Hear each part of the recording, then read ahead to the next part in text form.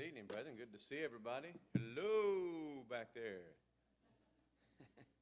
As my eyes continue to get worse as I grow older, I guess I'm going to have to start paying people or something to sit up closer so I have somebody to make eye contact with as I get older. Certainly is good to see everyone. Glad you're here. We're going to start the fun part of the book of Daniel beginning tonight.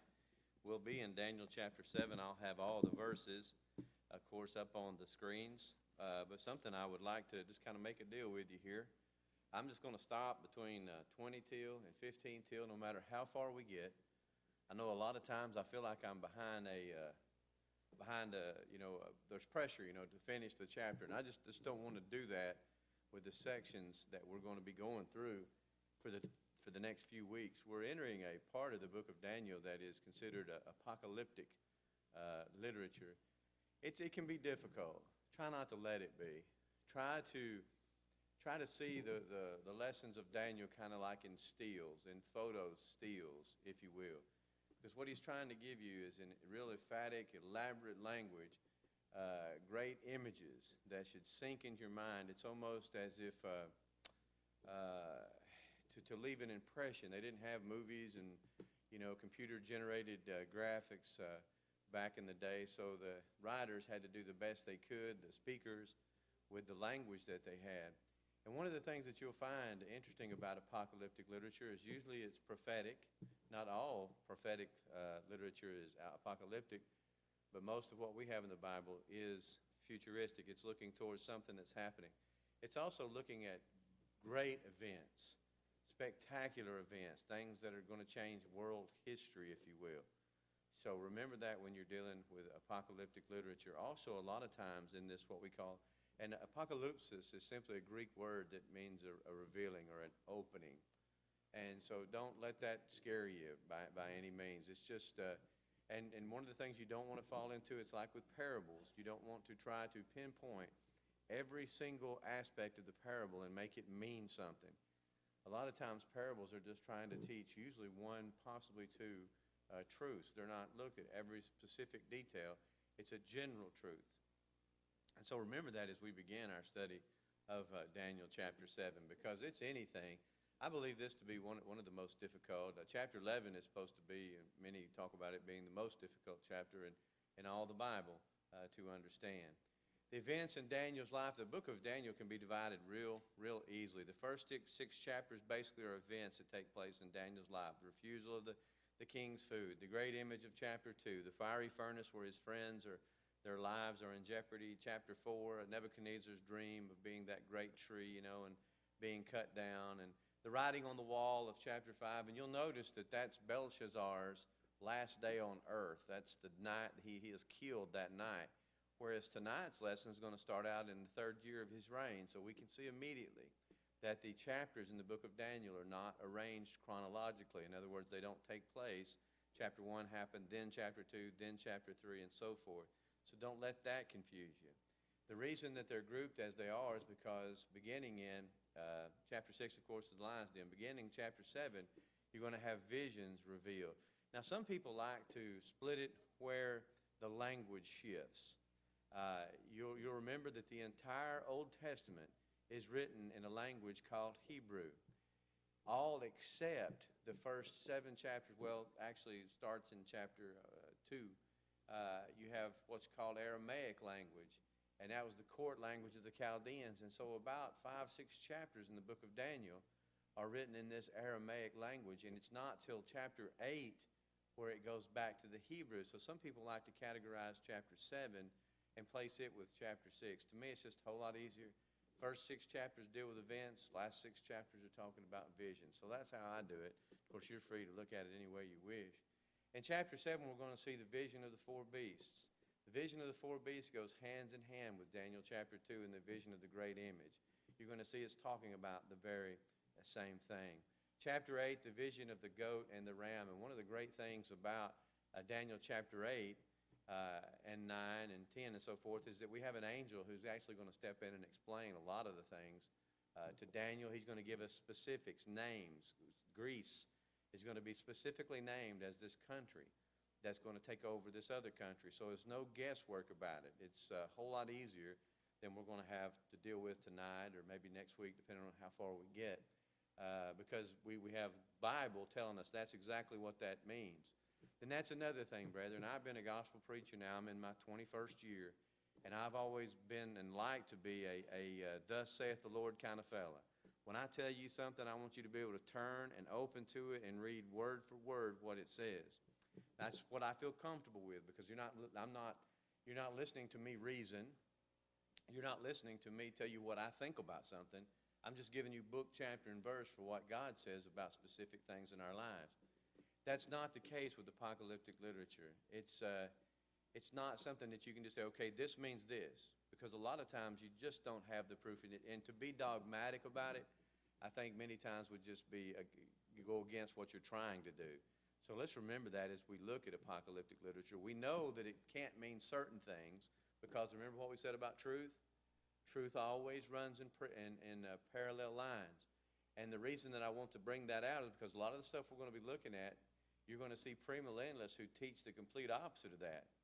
And you might say, well, Ron, if you can't prove to me that this is talking about these particular kings, why is it that I'm not supposed to listen to Hal Lindsey talk about that this is this particular kings? I mean, he names them, he elaborates, he puts it on a big slideshow, and it sure looks like he knows what he's talking about. It's because the very premise upon what premillennialism is based on is false. And that is the fact that Israel will never receive the land promise. The Bible is very clear that Israel did receive the land promise. Israel was restored. The Messiah is ruling and reigning now in his kingdom. His kingdom has been established. And a lot of the things that premillennialism look at and try to expound are simply false in the overall picture. Not that we can say, okay, these 10 kings have to be this, or these 7 horns have to be this. I could not argue my point any differently than Hal Lindsey does, other than to say his conclusions are all messed up. His starting place is all messed up, and his conclusions are all messed up. Because truth runs in parallel lines. The kingdom was established in the days of the apostles. John says he's in it. Paul says we're translated into it. So we know that that's happened. It's not something that's down the road. Jesus is at the right hand of God now ruling and reigning. He's not coming back to this earth to set up the throne for 1,000 years. The Bible does not teach that.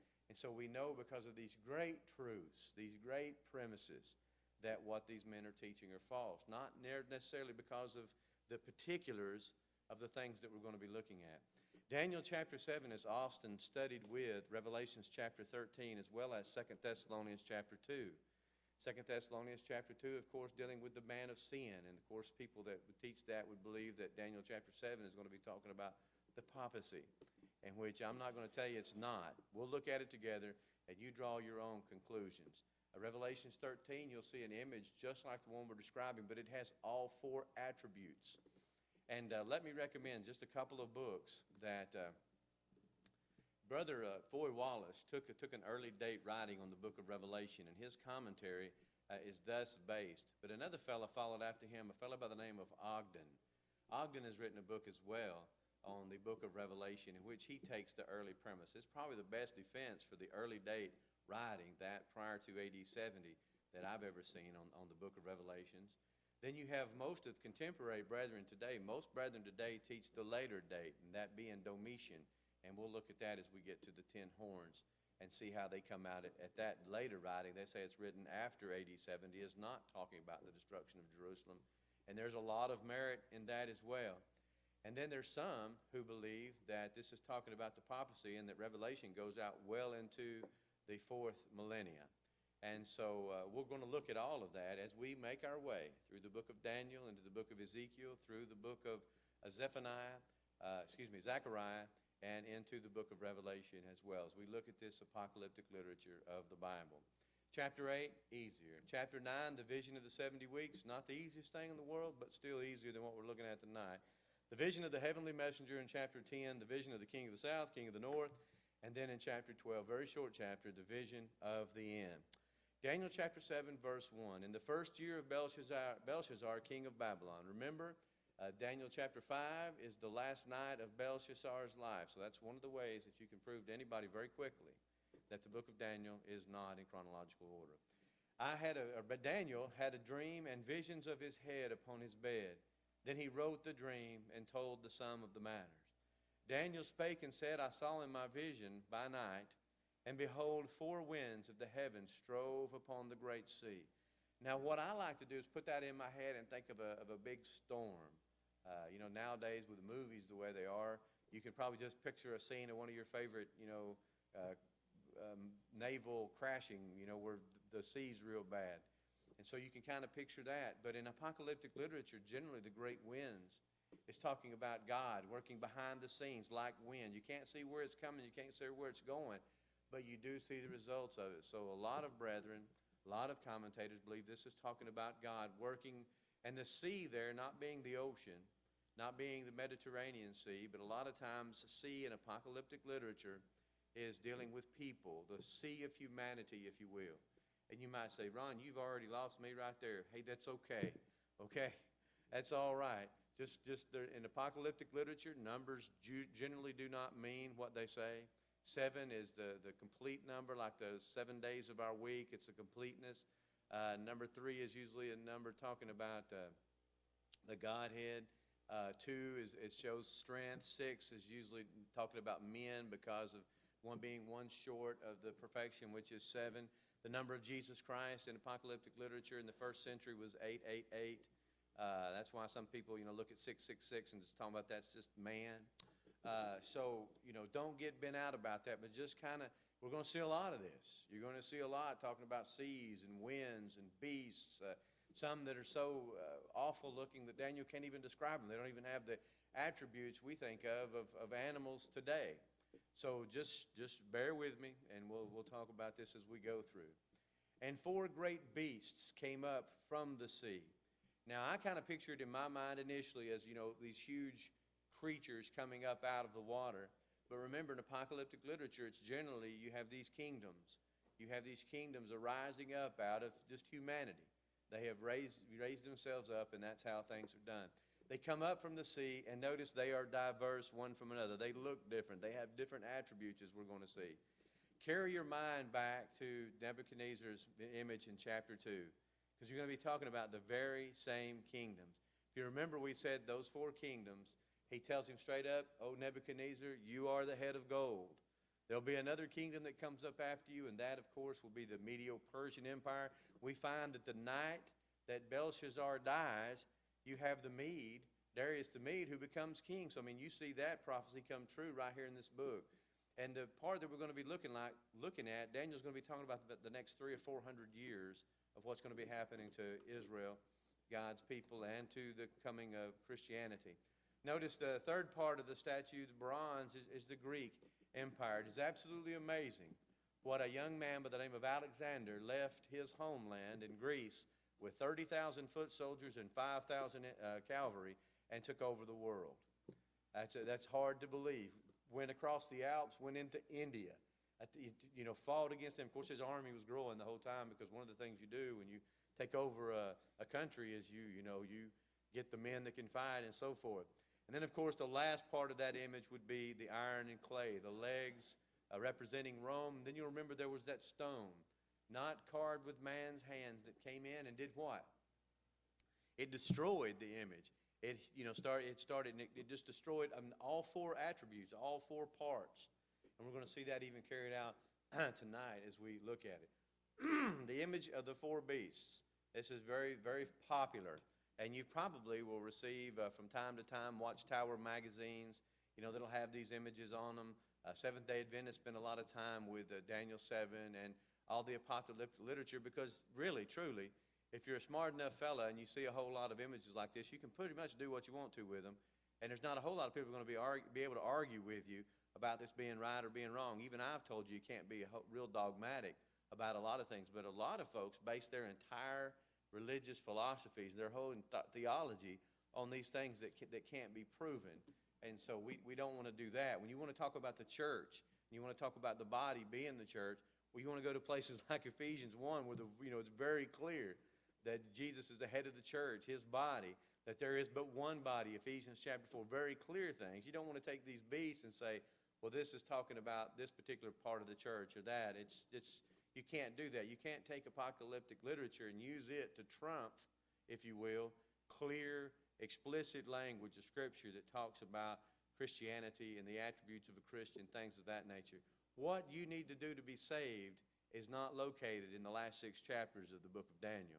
It's not in the book of Revelation. It's not in Ezekiel. It's not in Zechariah. It is in the gospel. It's in the book of Acts. It's very simplistic. And this is one of those areas of the Bible, brother, when we talked about some things come very easy. Some things are real easy to know. What you must do to be saved, a child can understand that. They can spend a little bit of time in the book of Acts. They can spend a little bit of time with the Bible and pretty much come to a good understanding of what a person needs to do to be a Christian. But I'm going to tell you something. There's parts of the Bible you can study till you're blue in the face, and it's hard to get a hold of. It's hard to get a grasp on. And then some of it you realize, you may never know all the answers. How many of us in this room will stand up and say, I know everything there is to know about the Bible? Well, right offline, everybody be kind of red-faced for you because they know that's not true. And so don't get real frustrated with what we're going to be looking at for the next few weeks. Just try to, and let me quit being so apologetic about it and move on with it, but I don't want you to become frustrated. If you knew how much money I have spent on books on the book of Revelation and how much time that I have spent on the book of Revelation and how much time I have spent with the apocalyptic literature, and to know as little as I do, you would know I know what it's like to be frustrated. I know what it's like to spend a year doing nothing but looking at something and throw your hands up and say, I'm not more and more convinced about this than I was when I started. I know that feeling. So what I want you to do is don't let that beat you up. Don't get frustrated about it. As a matter of fact, just say, hey, man, there's some things God really wants me to spend some time with. There's some things I'm going to have to spend some time with if I'm going to know it any better than I do. Verse 4. The first was like a lion, talking about one of the 4 beasts that comes up, and had eagle's wings. Now, that's rare right there, right? It looks like a lion. It has eagle's wings. I beheld, till the wings thereof were plucked. They were pulled off, and it was lifted up from the earth and made to stand upon the feet as a man, and a man's heart was given to it. Now, immediately when you start thinking about this lion being the first beast, we think of the first beast being the head of gold, Nebuchadnezzar. Do you remember an instance where his wings were kind of clipped? Well, sure you do. Remember in Daniel chapter 4, when he said, look at this great kingdom that I have built, what happened? Well, you had a king get his wings clipped. He brought down a few notches. And this lion, have you ever noticed, I saw this on YouTube the other day. Yeah, I have YouTube. I was watching, and it was these cats. And the cats were doing crazy things. Some of them were singing and so forth. But have you ever seen a cat stand on 2 legs? This cat stood up on 2 legs, and he was trying to intimidate this other cat. And it was the goofiest looking thing you've ever seen. 4-legged animals just aren't supposed to stand on 2. But this one was. And he was standing on 2, and you would not have believed how funny looking he was. And that's pretty much the image here. You have a lion that's ferocious. And by the way, don't be surprised if it gets really crazy in here. There's a really nice dark cloud heading this way. But that's what you have here. You have this lion who's swift and powerful and can do it, but now he's standing upon 2 legs. And notice it's an image of a man, and a man's heart was given to it. And so I think obviously this is talking about Nebuchadnezzar. I believe this is talking about that first kingdom that we've talked about, and of course that is the Babylonian kingdom, the Chaldean kingdom.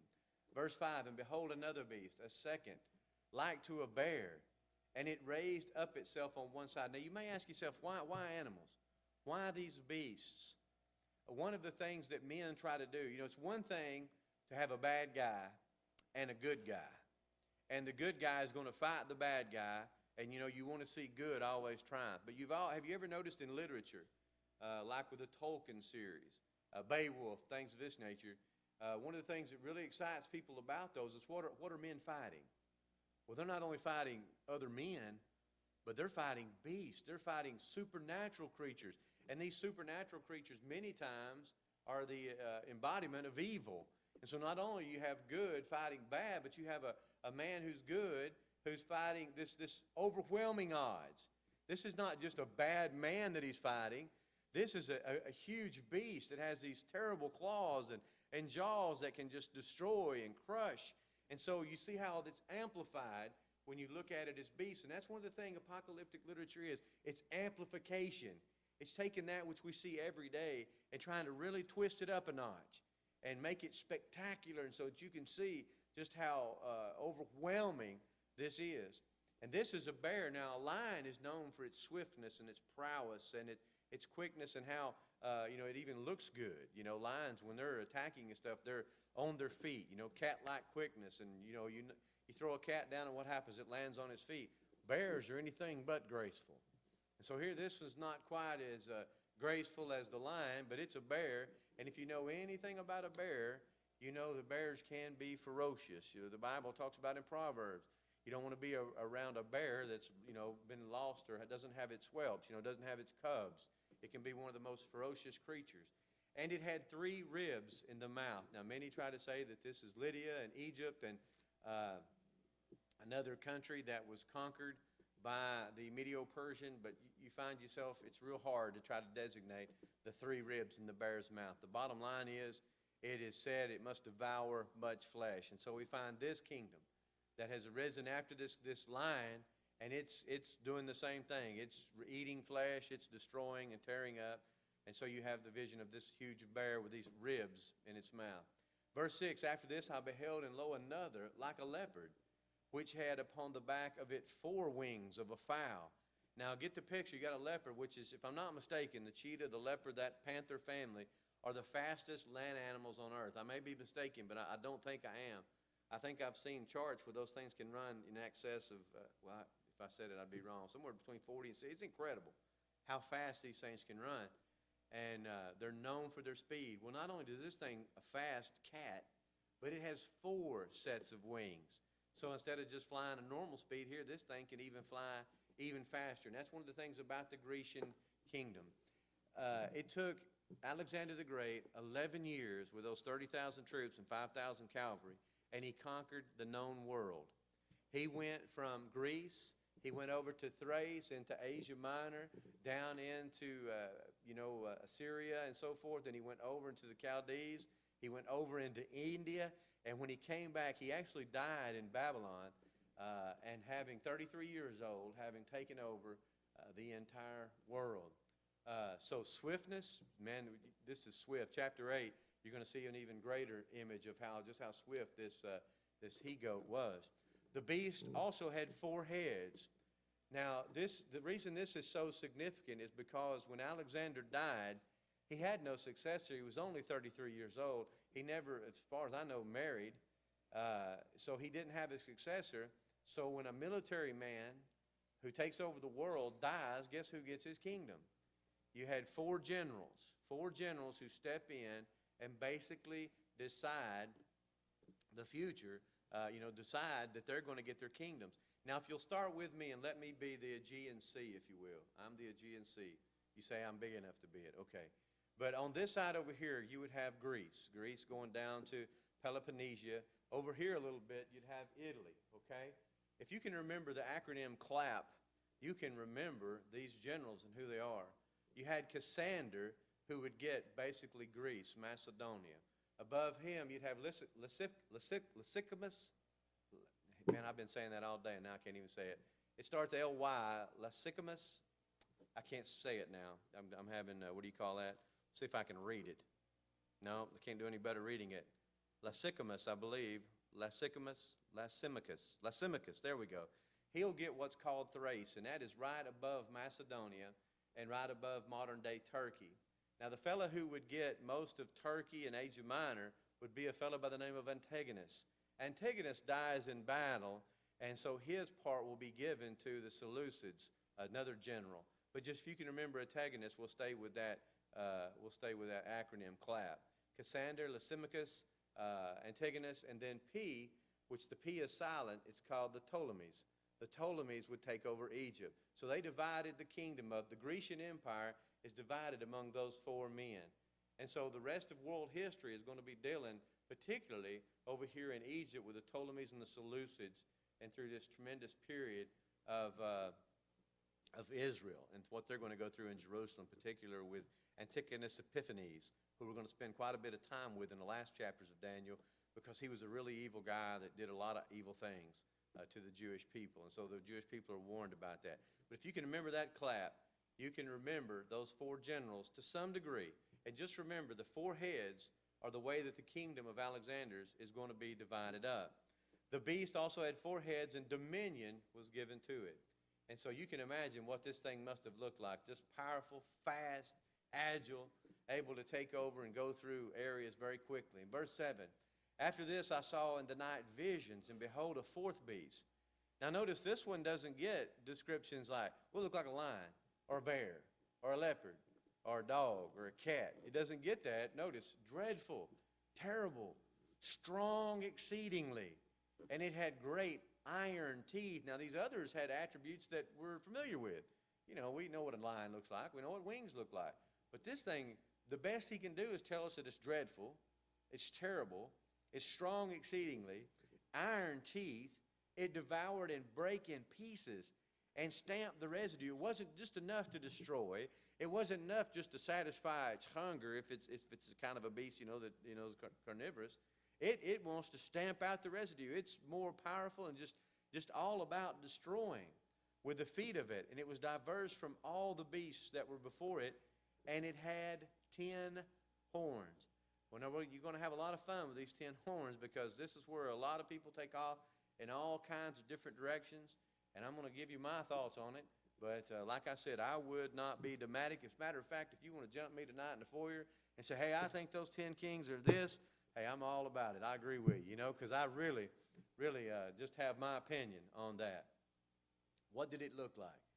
It looked like something he couldn't give us a description of. And so here's an artist's demonstration. Here you can see 10 horns, and if you'll notice, 3 of those horns are flying off, because you have this one little horn that comes up that's speaking great things, that's saying things, and it uses words to get its way. Just a terrible beast. Absolutely incredible. And Daniel says, I considered the horns, and behold, there came up among them another little horn, before whom there were 3 of the first horns plucked up by the roots. And behold, in this horn were eyes like the eyes of man, and a mouth speaking great things. Many times in Scripture, horn refers to kings or power. 10 is often used as a number of completeness. And so a lot of commentators will look at that and say, you can't really pinpoint these down to 10 emperors of the 4th empire, which we know to be the Roman Empire. We can't really pinpoint it, so we'll just look at Rome as a whole. When you do that, it certainly does open up the calendar a lot better than when you try to be specific with those 10 horns.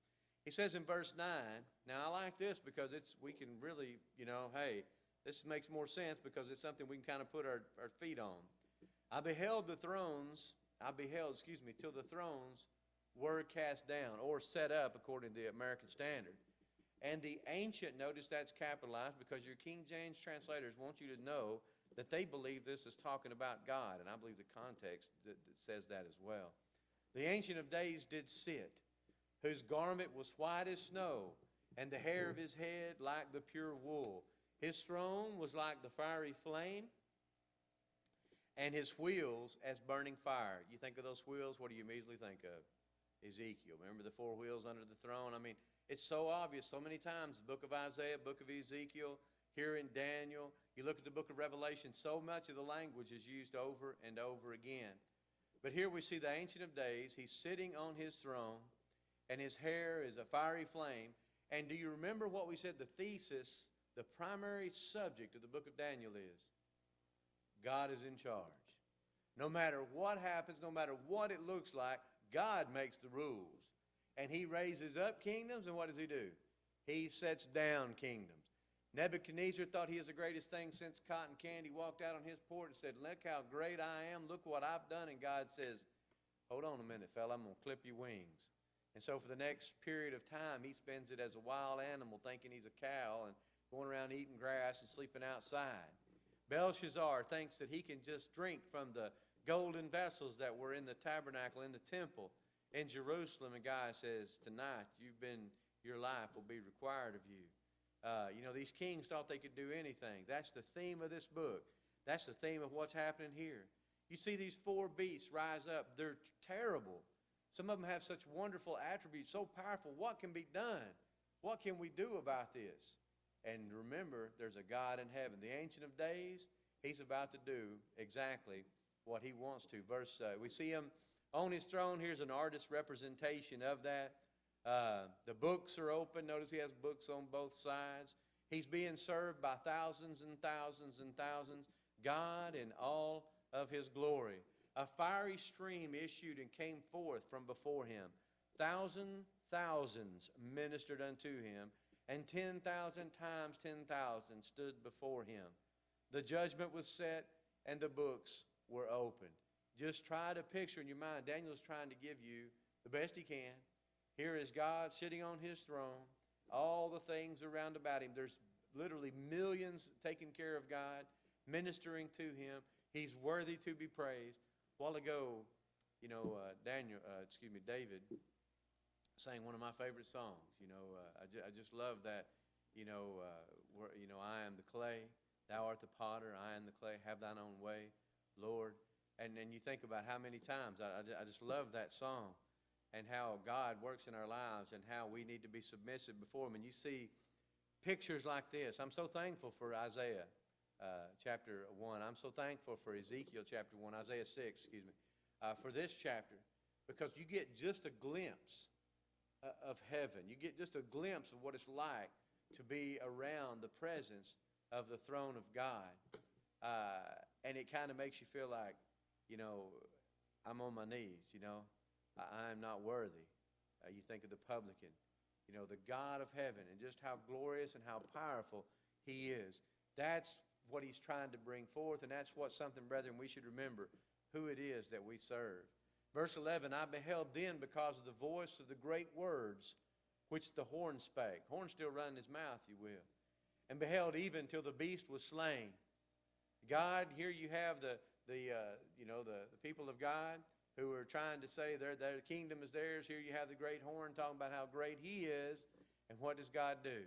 He destroys the horn. The beast was slain, his body destroyed, and given to the burning flame. As awful and as wicked and as terrible as this beast was, and as terrible as this horn was that come and deposed or got rid of these three other horns, God pronounces judgment and the animal is destroyed. God is in charge, not this beast. No matter how wicked he may look, no matter how powerful he may look, no matter what wonders he can come up with to try to impress people, God is in control. And concerning the rest of the beasts, those three that we looked at before, they had their dominion taken away, yet their lives were prolonged for a season and a time. In other words, they were judged as well. But you had the Chaldean kingdom basically carried on in the Grecian and the Medo-Persian Empire. Everybody didn't wipe out and they destroyed all the cities and just rebuilt. You had that kingdom sort of lived on in the next kingdom. Same thing with the Medo-Persian Empire. It pretty much lived on in the Grecian kingdom, and the same thing with the Grecian into the Roman. But when the Roman kingdom is destroyed, you're going to see that everything just breaks apart. There's no great world empires again for many centuries. Now we're going to get a glimpse of the Christ, if you will. And I saw in the night visions, and behold, this is another vision now. One like the Son of Man came with the clouds of heaven. Now who is referred to as the Son of Man? Do you realize that the Son of Man was Jesus's preferential? It's the name that he preferred to call himself. He wouldn't say, I, Jesus, or I, Christ. He would say, when the Son of Man, I'm the Son of Man. Son of Man is what he called himself. Daniel says, I saw in the night visions, and behold, one like the Son of Man, notice capitalized, I believe rightfully so, trying to show that's deity, came with the clouds of heaven and came to the Ancient of Days, and they brought him near before him. You have here an artist's representation of the Jesus, of the Christ coming, and he is to be glorified. He receives a kingdom. He receives a crown. Notice verse 14. And there was given him dominion and glory and a kingdom that all people, nations, and languages should serve him. His dominion is an everlasting dominion which shall not pass away, and his kingdom that which shall not be destroyed. You had these four world empires looked at, they're going to go away. But the Christ, the Son of Man, his kingdom is going to go on forever. And it's going to be made up of a multiplicity of nations and people. Just like in Isaiah chapter 2, when Isaiah talks about the mountain of the Lord's house, who's going to go into it? All nations shall flow into what? The mountain of the Lord's house. All nations, men of every tongue, are going to be in the kingdom of the Christ, in the kingdom of God. And it's going to be an everlasting dominion. It's not going to be put down. Remember the stone that was cut out without man's hands in Daniel chapter 2 and destroys all these other kingdoms? Remember, it hits the feet and destroys, the whole thing comes tumbling down, and that rock that's made without hands destroys all those other kingdoms. That rock lives on, goes on. That's talking about the kingdom of our Christ, kingdom of God. And so we move on to chapter 15. Now we're going to start getting an interpretation of what we've looked at from one of the people standing there. I, Daniel, was grieved in my spirit in the midst of my body. That ought to give us a little bit of comfort right there, brethren. Now I'm going to tell you something. I'm not as old as Daniel, and I'm certainly not the kind of man that Daniel was. I'd like to think I'm trying to be, but Daniel, boy, I'm telling you, he was a great man, and God did wonderful things through him. Daniel was a great prophet of God. I'll never write a book of the Bible. And so if I have a little bit of trouble understanding some things, and I get kind of frustrated, I've got some good company, don't I? As a matter of fact, Daniel loses sleep over these things. He's very anxious in verse 28 of this chapter. He says, these things continued to bother me even after it's explained to him. So if I have trouble understanding something, and I'm a little upset, and can't figure something out, I'm in real good company when it comes to that. Real quick, I want to look at a couple of things, and then the lesson will be yours. It says, I came near unto one of them that stood by, and asked him the truth of all this. So he told me and made me known the interpretation of things. These great beasts, which are four kings, which shall arise out of the earth. But the saints of the Most High shall take the kingdom and possess the kingdom forever, even forever and ever. We get that part. We understand that. But he says that's not enough. There's something else I want to know here. Then I would know the truth of the fourth beast. It was diverse from the others, exceeding dreadful, whose teeth of iron, nails of brass, which devoured, brake in pieces, and stamped the residue with his feet. Not only that, it had 10 horns in his head. And to the other which came up, and before whom 3 fell, even of that horn that had eyes, and a mouth that spake very great things, whose look was more stout than his fellows. I wanted you to get there because I want to show you how some of these folks interpret these 10 horns, okay? There's at least 4 different positions. You have the premillennialist position. Then you have also what a lot of people look at as just the papacy. So they'll tell you right the Pope, Catholic Church, the church going off and so forth. That they don't even worry about the 10 horns. They're not trying to be descriptive of the 10 horns whatsoever. They just say the number 10 is perfect, and it's just talking about the complete reign of the Roman Empire. And, there's some good reason behind that. You look at 2 Thessalonians chapter 2, Romans 13. But Jim McGuigan, one of the reasons I want you to bring this name up to you is if you get a chance to get a hold of Brother McGuigan's material, Book of Revelations, the Kingdom, it's good stuff. The thing I like about Jim McGuigan, he's Irish, I think it is, or Scottish. He'll tell you what he thinks. He's not one of those guys that's afraid for you to disagree with him. He'll tell you exactly what he thinks it is. And then he'll tell you what the other people say and say, hey, listen, there's my opinion. Do with it what you will. This is why I don't think this fellow's right. This is why I don't think that fellow's right. And here's my position. And you know what? Here's some reasons I might not be right. He says, I have trouble working it, but he's real honest with that. And I appreciate that, especially when you're dealing with a difficult issue. He starts off with Augustus Caesar, and he goes through all the Caesars and he comes out with Domitian. And he says, I realize that there's no way that you can get, the reason I want to draw your attention, 6, 7, and 8, Galba, Otho, and Vitellius. Altogether, they reign less than a year. And so when some people look at the one came up and deposed the other 3, they look at it being Vespasian because you have 3 horns, and then those 3 horns are taken away, and you have the one that comes up, Vespasian. Brother McGuigan says, that ain't a big, he does a lot of going around that, and I think that's one place where he'd say, hey, yeah, I'm weak there. I realize that, this is the best I can do. But he wants to end up with Domitian because he believes Domitian is the emperor spoken of in the book of Revelation. He believes it's a later date writing and that the persecution is that taking place under Domitian. We're going to close with this, I promise. Brother Rex Turner, who set up the Alabama School of Christian Religion. It went on to be Southern Christian, which today is Amridge University, I believe. For a time it was Regents. He goes back to Pompey. Pompey, then Julius Caesar, then Augustus Tiberius. And the reason he does that is so that he can get that 11th emperor to be the one, Vespasian, who starts his reigns for 11 years, after the Vitellius, Otho, and Galba are deposed. And he does that because he wants to get to Titus. and have Titus being the emperor that's ruling when this all takes place. To be dogmatic on any of those, and I tell you right now, Brother Turner, he'd tell you why he thinks that's right. But I don't think he'd tell you, hey, listen, you be something else, you're just, off your rocker. Brother McGuigan would tell you, not only does he tell you, here's why I believe this, but here's what these other fellows say. Here's the weaknesses in their argument. Here's what I think. Here's the weaknesses in my argument. I'm just trying to encourage you, brethren. Don't try to be dogmatic when it comes to these type things, because there's just no real way to know. I personally will let you know at some other time what I think about that. I wrestle with that all the time. It looks to me like if the 10 kings are going to be 10 kings, and then one horn comes up, which is a king, and disposes the other 3 kings, that's Vespasian, and Brother Turner's got a real good argument for that. I like that argument. I like his where he's at with that, but I realize that there are some weaknesses to that. The great thing about what we're looking at tonight is it's not a salvation issue, is it? It's great to be able to look how God was telling his people, look, all this is going to take care of, it's going to come down the pipe, it's going to happen, but I am going to take care of you. I am never going to forsake you. I am always here. Here he's telling the Jewish people.